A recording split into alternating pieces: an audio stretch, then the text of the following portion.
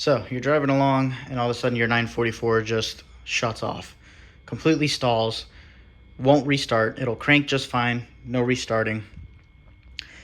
And now you're stuck on the side of the road.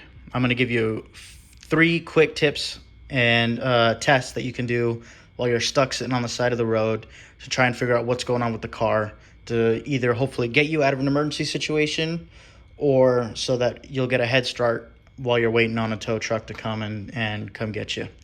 So the first thing that you need to have in your glove box as a 944 owner is a fuel pump jumper. You're going to take 2 scrap pieces of wire, crimp one end together, and put 2 male spade connectors on the other ends. I just haven't done that here, but that's what you should do. We'll get to the reason why that's important in a second. The next thing that you should have is a spare fuel pump relay. Before even diving into the fuel system, we want to make sure that your ignition system is fine. There's 2 things that you can do to verify your ignition system is working. One very loose test is to crank the car and see if your tach bounces. If your tach needle bounces while the car is starting, that indicates that your pickup coils, the speed and reference sensor, are working properly. At least they're outputting some sort of signal. Now, that doesn't tell you that they're outputting a signal that's within spec. So take that test with a grain of salt. It just tells you that they're at least spitting out something. The one way that you can 100% verify that your ignition system is working is to keep a screwdriver long enough in the car that you can undo the top of your air box, pull apart your panel filter, jam that screwdriver in far enough so that your airflow meter is open, and take something flammable. I recommend just a can of brake clean,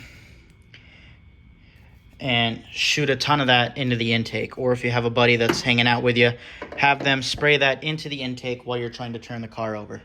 If you're cranking and with the brake cleaner in the intake system, the car turns over and fires, it won't stay running, but that will pretty much eliminate the ignition system as what's causing you trouble. That will basically tell you that your speed and reference sensors are working, your spark plugs are sparking, which in turn means that your cap, your rotor, and your ignition coil are all working. It also says that your DME, the ignition side of the DME circuit, is also working. So that sort of helps that eliminate that as a problem source. So once you've isolated that fuel is your issue, then you can come out here, remove your DME relay,